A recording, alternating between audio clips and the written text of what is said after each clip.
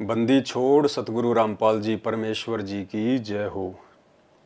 परमपिता परमात्मा, सारी सृष्टि के रचनहार, कुल मालिक, असंख्य ब्रह्मांडों के स्वामी, जगत गुरु, तीनों लोकों में प्रवेश करके सबका पालन पोषण करने वाले राजा धीराज, आत्माधार, नाथों के नाथ, देवों के देव महादेव, सर्वेश्वर महेश्वर, मृत्युंजय, अजरो अमर, आदि अनादि, सनातनी प्रभु, जगत पिता जगदीश्वर, श्री श्री 1008 की उपाधि के वास्तविक अधिकारी, अकाल मूरत, शब्द स्वरूपी राम, वासुदेव, सर्वगतम ब्रह्म, परम पूज्य, प्रथम पूज्य, परम संत, परम पुरुष, परम धनी, परम दयालु, सत्य कबीर, हक्का कबीर, अल्लाहु कबीर, अल्लाहु अकबर, अल्लाह ताला, जगत के तारणहार, जगत के मुक्तिदाता, जगत के जगन्नाथ,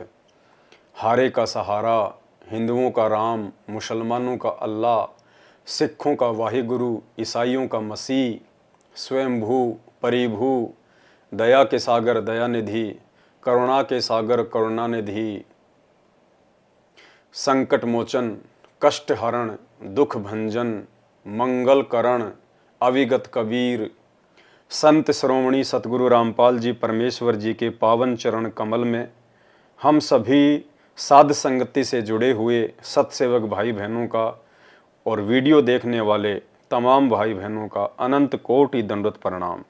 परमेश्वर हम सबको सद्बुद्धि बख्शे, भक्ति मार्ग में आगे बढ़ाए। भाई और बहनों,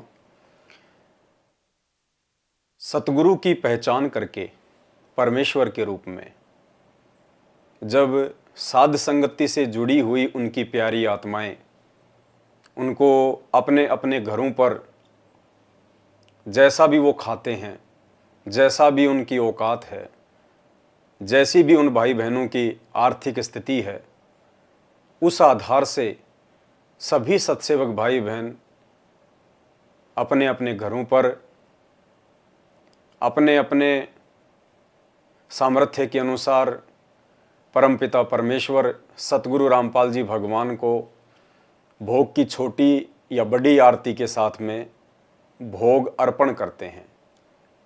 यानी सत्सेवकों के घर में जो भी कुछ बनता है, सबसे पहले अपने पूज्य गुरुदेव भगवान को दरबार में अर्पित करते हैं।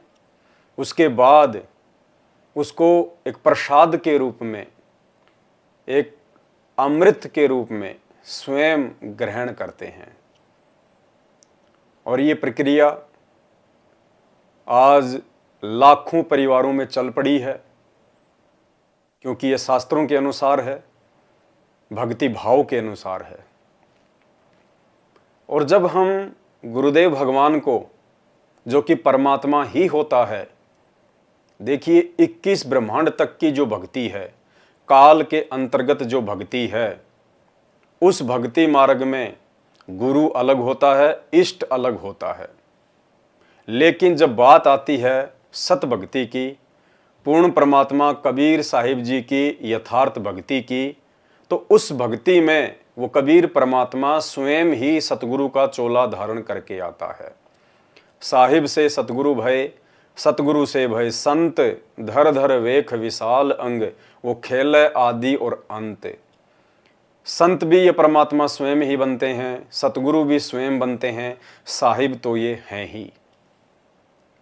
और उनकी विशेष रजा से, उनके विशेष आशीर्वाद से चंद आत्माएं इस रहस्य को समझ जाती हैं कि गुरु रूप में धरती पे स्वयं परमात्मा ही है। 7 दीप 9 खंड में गुरु से बड़ा ना कोई, करता करे ना कर सके, गुरु करे सो होय। 7 दीप और 9 खंड में काल की पूरी सृष्टि आ जाती है, 21 ब्रह्मांड आ जाते हैं। और वाणी कह रही है कि 7 दीप 9 खंड में गुरु से बड़ा ना कोई।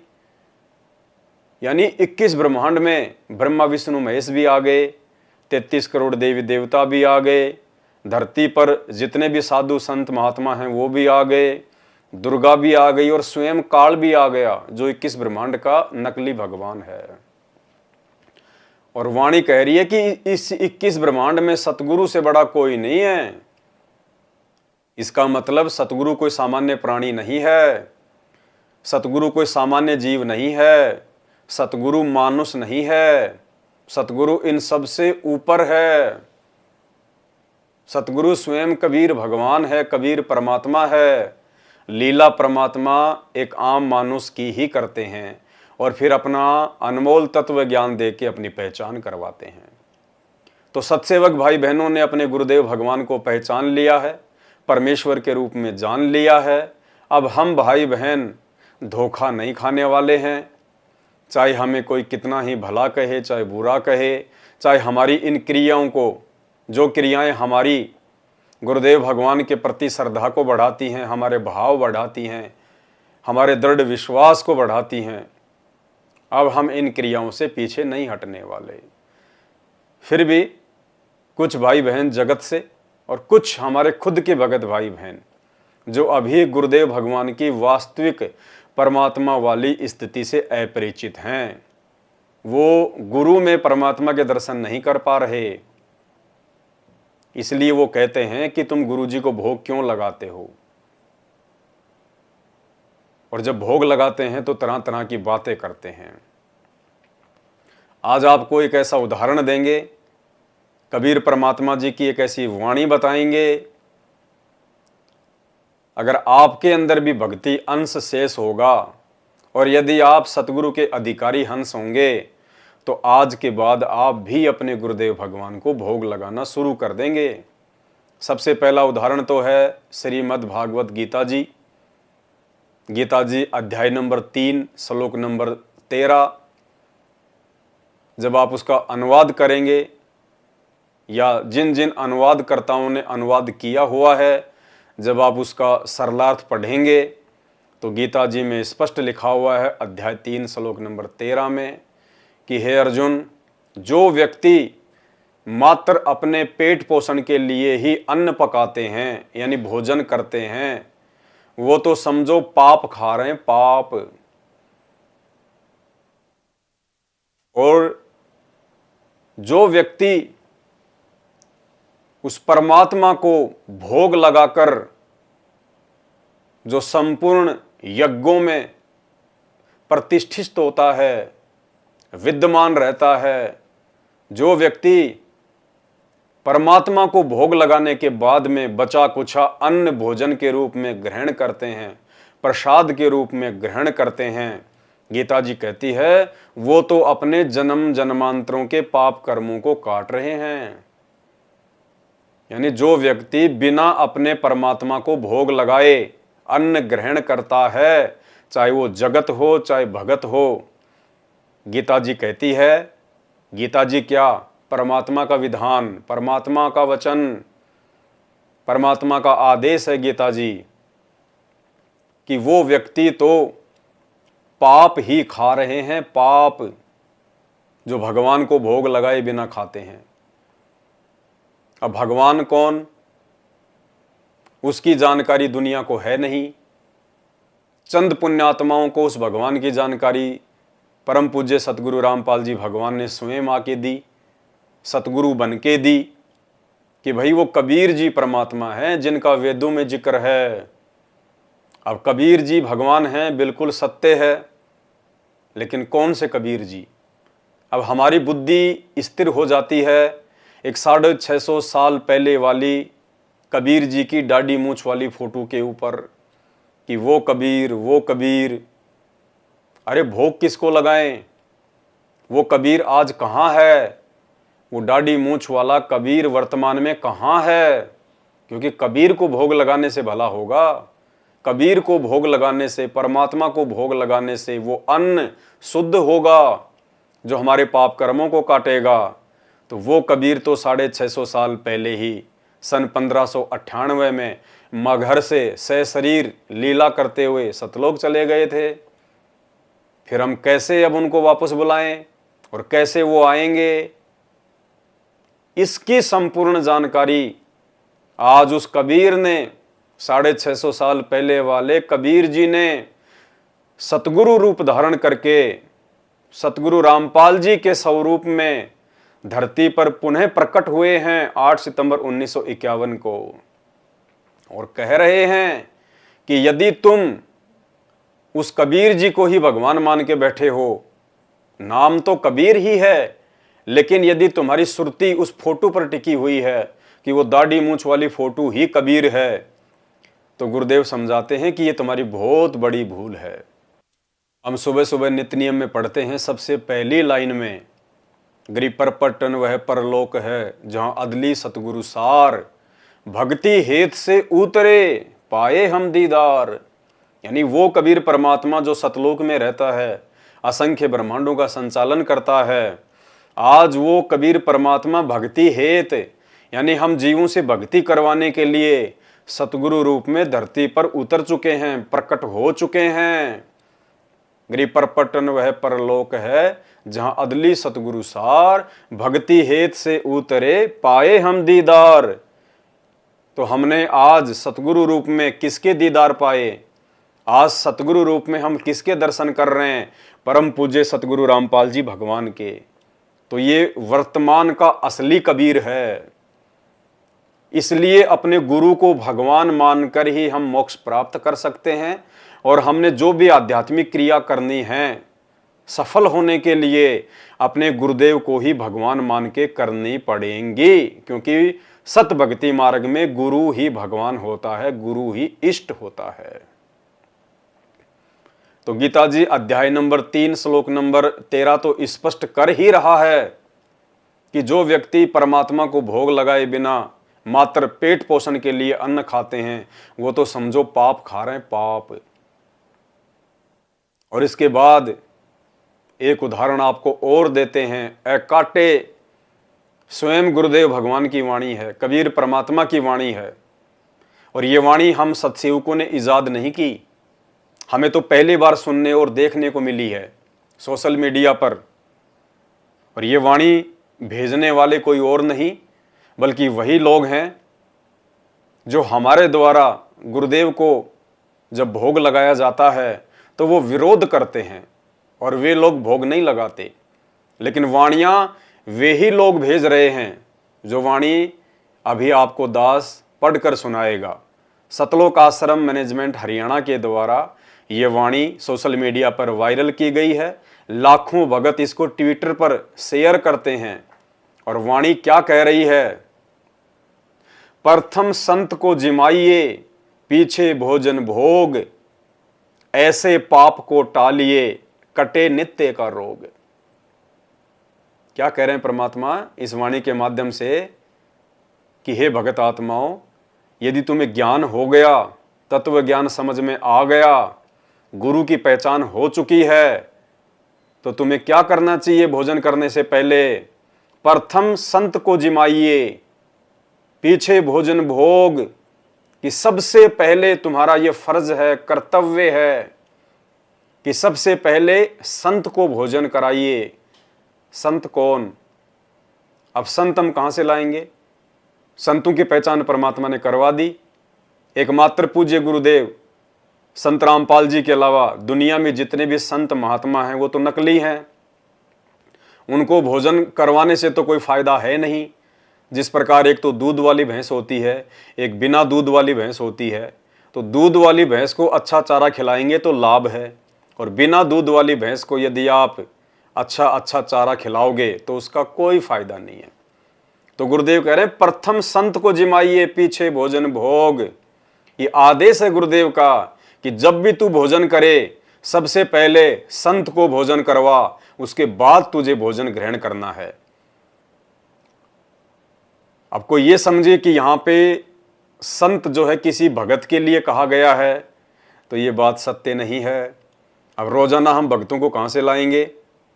भाई जिसके घर में 2, 4, 5 उपदेशी हैं वो तो चलो ठीक है, पहले अपने बच्चों को भोजन करा देगा, पहले अपने माता पिता को भोजन करा देगा, क्योंकि वो भी आध्यात्मिक तरीके से संत ही हैं। भगत को भी संत ही कहा जाता है। लेकिन जिस घर में कोई अकेला उपदेशी है वो कहां से रोजाना भक्तों को पकड़ पकड़ के लाएगा? और कौन भगत जाएगा रोजाना भोजन करने? तो इसका मतलब उसके द्वारा तो गुरुदेव के आदेश की अवहेलना हो रही है। वो तो गुरुदेव के इस वचन की पालना कर ही नहीं सकता, वो तो दोषी हो रहा है भगवान का। तो यहां पे जो संत शब्द है इस वाणी के अनुसार वो पूज्य गुरुदेव के लिए है, अपने गुरु भगवान के लिए है, क्योंकि गुरु भगवान भी संत रूप में धरती पे प्रकट होते हैं और वर्तमान में पूज्य गुरुदेव संत रूप में ही धरती पर प्रकट हैं। उन्होंने अपने नाम से पहले संत शब्द लगाया है, संत रामपाल जी महाराज। और नित्य नियम में वाणी संख्या 52 और 53 क्या कह रही है कि वो परमात्मा जो साहिब रूप में सतलोक में बैठा है वो नीचे सतगुरु बनकर आता है, सतगुरु से फिर वो संत बनने की भूमिका करता है, संत बन के दिखाता है। साहिब से सतगुरु भय और सतगुरु से भय संत, धर धर वेख विशाल अंग, खेल आदि और अंत। तो वाणी के अनुसार प्रथम संत को जिमाइए, यानी प्रथम अपने गुरुदेव भगवान को भोजन कराइए। अगर गुरुदेव भगवान साक्षात हैं तो पहले गुरुदेव भगवान को भोजन कराइए, उसके बाद में भक्तों को भंडारा करना चाहिए। और यदि गुरुदेव भगवान रोजाना आपके समक्ष उपस्थित नहीं हो सकते तो फिर ये विधान है परमात्मा का। देखो, हमें परमात्मा ने भक्ति बोध में जो आरतियां लिख कर दी हैं, क्यों दी हैं? रोजाना करने के लिए दी हैं। सबसे पहले हम नित्य नियम पढ़ते हैं जो भक्ति बोध में लिखा हुआ है। तो नित्य नियम क्यों दिया भगवान ने? रोजाना उसका पाठ करने के लिए जो हम करते हैं। फिर दोपहर की आरती दी, असुर निकंदन रमेणी, क्यों करते हैं हम? क्योंकि करने का आदेश है, लिखी हुई है। फिर संध्या आरती रोज करते हैं हम। संध्या आरती के बाद में अनदेव की छोटी आरती, फिर अनदेव की बड़ी आरती, वो भी रोज करने के आदेश हैं, हम रोज करते हैं। और अनदेव की आरती के बाद में भोग लगाने की विधि लिखी है। भोग लगाने की विधि, मोकू कहाँ ढूंढे रे बंदे, मैं तो तेरे पास में। और लास्ट का जो शब्द है, आज लग्या साहिब को भोग, दीन के टुकड़े पानी का, कोई जग्या पुरबला भाग, सफल हुआ दिन जिंदगानी का। तो बाकी आरतियां तो हम सब कर रहे हैं, रोज करते हैं। फिर भोग की आरती हम क्यों नहीं करते भाई? जो परमात्मा ने उसी भक्ति बोध में लिखी हुई है, हमें करने के लिए तो दी है परमात्मा ने, वरना उसमें लिखने का क्या मतलब था? लेकिन आज से पहले सत्सेवकों को छोड़कर कोई भी व्यक्ति ना भोग की आरती करता था, ना अपने घर पे गुरुदेव को भोग लगाता था। क्यों? क्योंकि जब तक हम अपने गुरु को भगवान नहीं समझेंगे, हम भोग लगा ही नहीं सकते। गुरु को भोग वही आत्माएं लगाएंगी जो गुरु को भगवान के रूप में पहचान लेंगी, जान लेंगी, हृदय से स्वीकार कर लेंगी। तो अब परमेश्वर ने सद्बुद्धि बख्शी है। पिछले कुछ वर्षों से अपने सत्सेवक बच्चों को सद्बुद्धि दी और परमात्मा ने अपनी पहचान करवाई कि भाई गुरु ही भगवान होता है, गुरु ही कबीर जी हैं, गुरु ही सब कुछ हैं। एक कै साधे सब सदें, सब साधे सब जाए, माली सींचे मूल को, फले फूले अघाए। तो कह रहे प्रथम संत को जिमाइए, पीछे भोजन भोग कि हे नादान प्राणी, जब भी तू भोजन करे, नाश्ता करे, सबसे पहले अपने गुरुदेव भगवान को जिमा, अपने गुरुदेव भगवान को भोग लगा। जो तुझे भक्ति बोध में आरती बना के दे रखी है वो देखने के लिए नहीं है, वो आरती गुरु को भोग लगाने के लिए है। प्रथम संत को जिमाइए, पीछे भोजन भोग, ऐसे पाप को टालिए, कटे नित्य का रोग। कहते हैं इस प्रकार ये विधि लागू करने से, अपने गुरुदेव भगवान को भोग लगाने से, कहते तेरे असंख्य पाप कर्मों का नाश होगा। और ये प्रक्रिया तुझे रोज करनी है। क्या कह रहे हैं? ऐसे पाप को टालिए, कटे नित्य का रोग। नित्य यानी रोजाना, रोजाना तेरे पाप कर्म कटेंगे, तेरे ऊपर से संकट जो है वो टलेंगे। तो भाइयों और बहनों, परमात्मा हमारे विश्वास को दृढ़ करने के लिए कि वर्तमान में जो जो भक्ति विधि साध संगति में लागू है और सत्सेवक भाई बहन तन मन से कर रहे हैं, वो कोई मनमाना आचरण नहीं है, परमात्मा के भक्ति विधान के अनुसार है। जैसे जैसे हम योग्य होते चले जाएंगे, परमात्मा हमारे को भक्ति की नई नई बातें, नए नए रहस्य समझाते रहेंगे साध संगति के माध्यम से। क्यों? क्योंकि साध संगत से भेद जो पाया, साध संगति से ही हमें इन बातों का पता चलेगा। तो ये गुरुदेव भगवान की आप और हमारे पर विशेष मेहर है, रजा है, और हमने इस रजा को इसी प्रकार से बना के रखना है।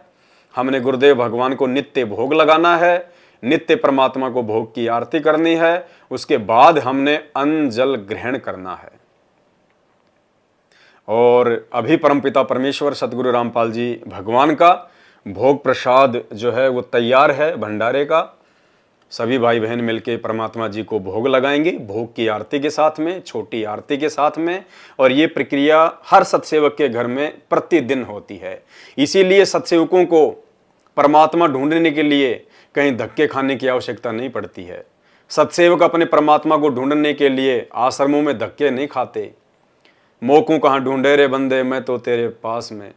जब हम गुरु को भगवान मान लेंगे, अपने हृदय में बैठा लेंगे, उनके प्रत्येक वचन की मर्यादा में रह के पालना करेंगे, तो गुरुदेव भगवान कहते हैं कि घटी ही में गंगा, घटी ही में यमुना और घटी ही में है जगदीश। जगदीश यानी जगत का ईश, जगत का भगवान। तो जगत का भगवान कौन? सतगुरु रामपाल जी परमेश्वर। तो परमात्मा कहते हैं यदि तुम मर्यादा में रह के मेरे प्रत्येक वचन की पालना करोगे तो फिर मुझे ढूंढने के लिए तुम्हें कहीं और भटकने की जरूरत नहीं है। मंदिर में, मस्जिद में, तीर्थों पर, आश्रमों में, जेल के चारों तरफ चक्कर काटने की आवश्यकता नहीं है। ऐसी भक्तात्मा के घर और घट में मैं स्वयं आके विराजमान हो जाता हूं। इसलिए वर्तमान में जो आत्मिक शांति और संतुष्टि का अनुभव सत्सेवक कर रहे हैं, परमात्मा पल पल इस बात का आभास करवाते हैं कि बच्चों, मैं सदैव तुम्हारे साथ में हूं, सदा तुम्हारे पास में हूं। और तुम इसी प्रकार से साध संगति से जुड़े रहकर, निष्कपट होकर, निश्चल होकर, बेदाग होकर, मर्यादाओं में रह के भक्ति करते हुए निरंतर भक्ति मार्ग पे आगे बढ़ते रहो। और ये परमात्मा के विशेष आशीर्वाद, उनकी रजा, उनकी मेहर के बिना संभव भी नहीं हो सकता। सत्सेवकों के ऊपर पल पल परमात्मा सतगुरु रामपाल जी भगवान का आशीर्वाद बरसता रहता है। परमात्मा साए की तरह अपने बच्चों के साथ में रहते हैं, कभी किसी का अहित नहीं होने देते, कभी किसी सत्सेवक के ऊपर कोई आपत्ति नहीं आती, कोई संकट नहीं आता, किसी भी सत्सेवक की अकाल मौत नहीं होती। जबकि सतलोक आश्रम मैनेजमेंट हरियाणा के आश्रमों में जब भी कोई प्रोग्राम होता है 10, 15, 20 भगत तो एक्सीडेंट में आते जाते मरते ही मरते हैं। बाकी सबके घरों में लड़ाई झगड़े, मनमुटाव, अकाल मौत, कोई भक्ति विधि नहीं, कोई भी भगत सही प्रकार से मर्यादा में नहीं। जगत में जाता है तो जगत जैसा बन जाता है, आश्रम में जाता है तो भगत जैसा बन जाता है। परमात्मा कहते हैं ये भक्ति मार्ग में दोगला आचरण नहीं चलता। तो भाई और बहनों, आप और हम सत्सेवक भाई बहनों का ये परम सौभाग्य है जो परमात्मा ने हमें साध संगति से जोड़ा, अपने असली मिशन से जोड़ा। और दुनिया क्या करे क्या ना करे वो दुनिया का काम है।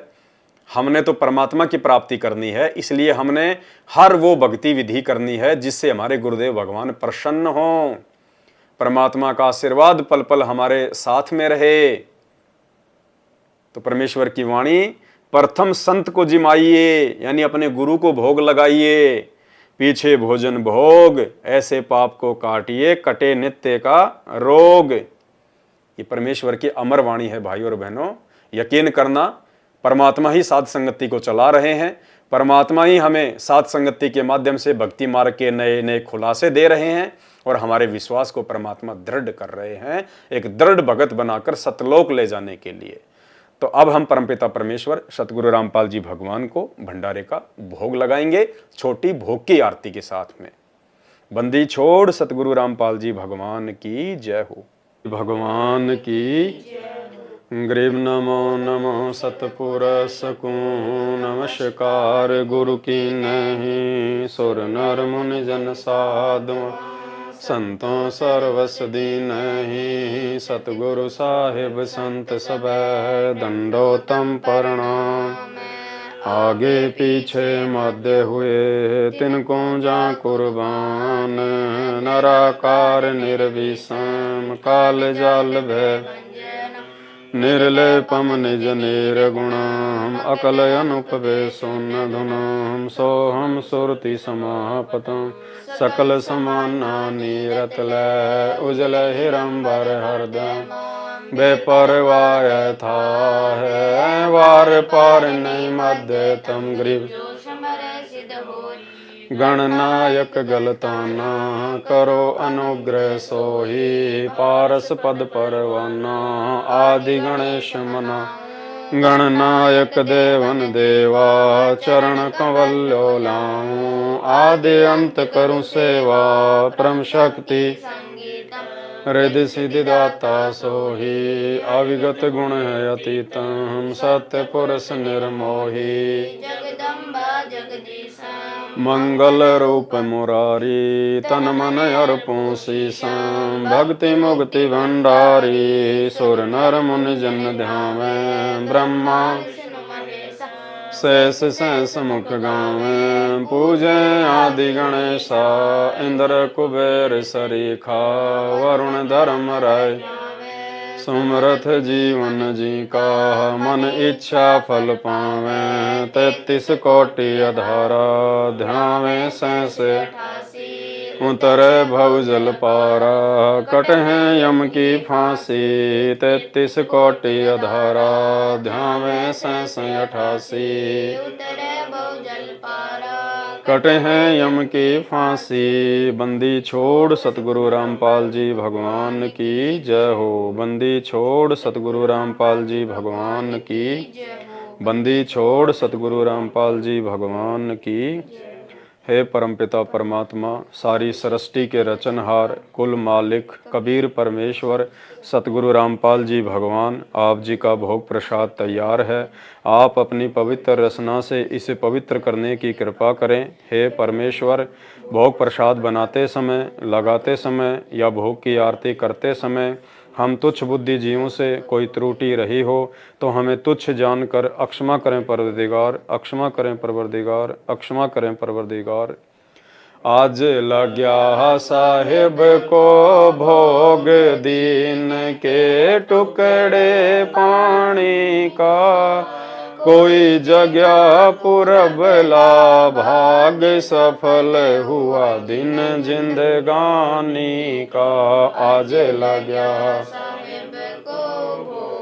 दीन के टुकड़े पानी का कोई जगह पुरबला भाग सफल हुआ दिन जिंद व्यंजन छति सो ये ना चावे व्यंजन छति सो ये ना जो मिल जावे रुचि रुचि पावे जो मिल जावे रुचि रुचि प्रसाद अलूणा ये खा जावे प्रसाद अलूणा ये खा भाव ले देख प्राणी का कोई जगह पुरबला भाग सफल हुआ सामन जी ने भोग लगाया सामन जी ने भोग लगाया सिर लड़के का काट के लाया सिर लड़के का काट के बंदी छोड़ने तुरंत जीवाया बंदी छोड़ने तुरंत यहाँ पाया फल संत यजमानी का कोई जगह पुरबला भाग सफल हुआ जिन भगतों का ये भोग लग जावे जिन भगतों का ये भोग लग जावे उनके तीनों ताप नसावे उनके तीनों करोड़ तीर्थ का फल वो पावे करोड़ तीर्थ का पाव लाभ ये सतगुरु की वाणी का जगह पुरबला भाग सफल हुआ दिन जिंद सतगुरु की वाणी है अनमोल सतगुरु की वाणी है अनमोल इसे ना समझ सके अणभोल, इसे ना समझ सके अनबोल। साहिब ने भेद दिया सब खोल, साहिब ने भेद दिया सब। आपनी सतलोक रजधानी का, कोई जगह पुरबला भाग सफल हुआ। बलि राजा ने धर्म किया था, बलि राजा ने धर्म किया था। हरि ने आके दान लिया था, हरि ने आके दान लिया था। पाताल लोक का राज दिया था, पाताल लोक का राज दिया था। ऊंचा है दर्जा दानी का, कोई जगह पुरबला भाग सफल हुआ दिन जिंद। कहानी का। धर्मदास ने यज्ञ रचाई, धर्मदास ने यज्ञ रचाई। बिन दर्शन नहीं जीवूं गोसाई, बिन दर्शन नहीं जीवूं गोसाई। दर्शन देह कर प्यास बुझाई, दर्शन देह कर प्यास बुझाई। भाव लिया देख कुर्बानी का, कोई जगह पुरबला भाग सफल हुआ दिन जिंद। रया क्यों मोह ममता में सोए, रया क्यों मोह ममता में। जगत में जीवन है दिन दोए, जगत में जीवन है दिन। पता ना आवण हो के ना हो है, पता ना आवण हो के ना। तेरे इस श्वास सलानी का, कोई जगह पुरबला भाग सफल हुआ दिन जिंद। जो ना सत्संग में आया जीव, जो ना सत्संग में आया। भेद ना उसे भजन का, भेद ना उसे भजन का पाया। गरीब दास जी को भी बावड़ा बताया, बंदी को भी बावड़ा बताया। क्या कर ले इस दुनिया शाणी का, कोई जगह पुरबला भाग सफल हुआ दिन जिंद। साध संगत से भेद जो पाया, साध संगत से भेद जो पाया। परमेश्वर सतगुरु राम पाल जिन सफल बनाया, परमेश्वर सतगुरु राम पाल जिन सफल बनाया। 10 पवन 10 को राह दिखाया, 10 पवन 10 को राह दिखाया। श्री धाम बरवाड़े का, कोई जगह पुरबला भाग सफल हुआ दिन जिंद। साध संगत से भेद जो पाया, साध संगत से भेद जो पाया। परमेश्वर सतगुरु राम पाल जिन सफल बनाया, परमेश्वर सतगुरु राम पाल जिन सफल बनाया।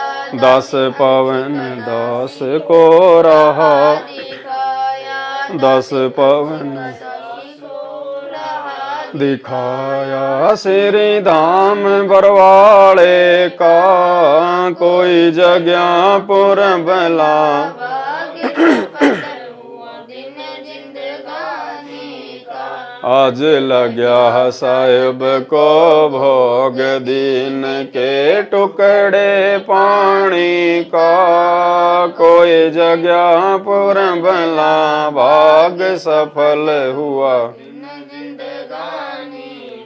बंदी छोड़ सतगुरु रामपाल जी भगवान की जय हो। बंदी छोड़ सतगुरु रामपाल जी भगवान की जय हो। बंदी छोड़ सतगुरु की जय हो।